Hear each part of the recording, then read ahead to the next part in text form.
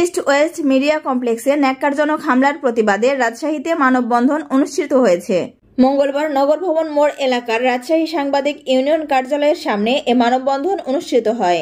এ মানববন্ধনে গণমাধ্যম কর্মীরা তাদের সাথে বিভিন্ন সময়ে ঘটে যাওয়া শোষণ ও নিপীড়নের কথা উল্লেখ করেন।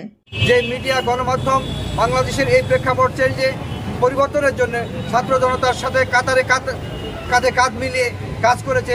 গণমাধ্যম কর্মীরাও আহত হয়েছে, গণমাধ্যম কর্মীরাও মার খেয়েছেন, বুলেটের শিকার হয়েছেন, অনেকে নিহত হয়েছেন।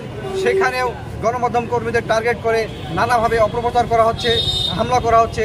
গতকালকে ঢাকায় 5টি গণমাধ্যম অফিসে একসঙ্গে হামলা চালানো হয়েছে ইস্ট ওয়েস্ট মিডিয়া কমপ্লেক্স ভবনে। এটি খুবই ন্যাক্কারজনক ঘটনা।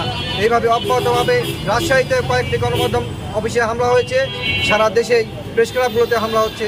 এটি কাম্য নয়। বিভিন্ন মিডিয়ার উপরে অনেক ধরনের চাপ ছিল, অনেক সময় তারা সত্য প্রকাশ করতে পারেনি, কিন্তু তারা চেষ্টা করেছে, তারা মাঠে থেকেছে, সংবাদ নিয়ে এসেছে। তাদের প্রতি জনগণের ক্ষোভ থাকা উচিত নয়। কিন্তু যে কর্পোরেটগুলো যারা আজকে এটাকে পুঁজি করে ব্যবসা করেছে, সরকারের দালালি করেছে, অবশ্যই তাদের বিচারের মুখোমুখি করতে হবে বলে মনে করি।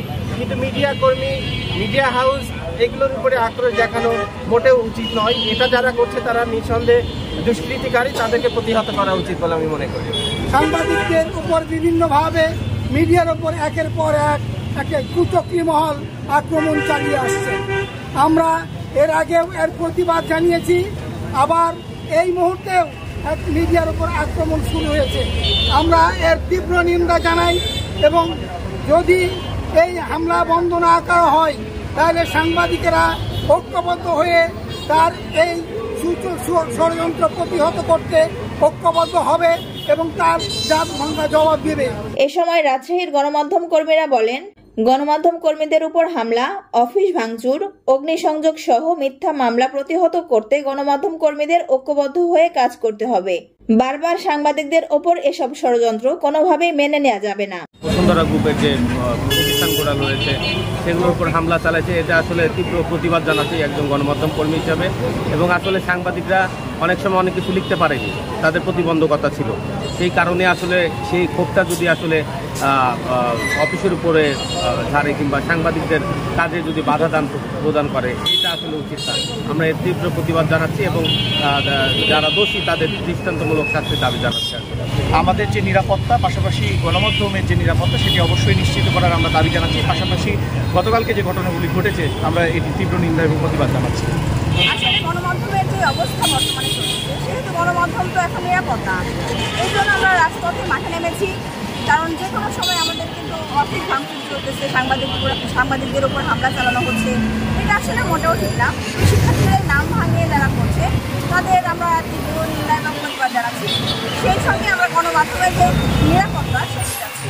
এবং যারা এটা করছে, যারা ঘটনাগুলো করছে, অফিস ভাঙচুর করছে, গণমাধ্যমের উপর হামলা করছে, তাদের কিন্তু নিন্দা করছে এবং বিচার পাচ্ছে।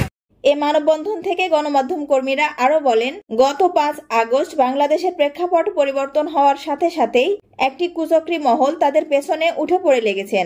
এবার তাদের প্রতিহত করার সময় এসেছে। রাজশাহী সহ সারা দেশের গণমাধ্যম কর্মীরা ঐক্যবদ্ধ হয়ে তাদের প্রতিহত করবে। গণমাধ্যম কর্মীরা সবসময় নিপীড়নের শিকার হয়, এসব আর মেনে নেওয়া হবে না। সবাই ঐক্যবদ্ধ হয়েই প্রতিরোধ গড়ে তোলা হবে। বারবার ঘটে যাওয়া এসব ঘটনার তীব্র নিন্দা ও প্রতিবাদও জানান রাজশাহীর গণমাধ্যম কর্মীরা।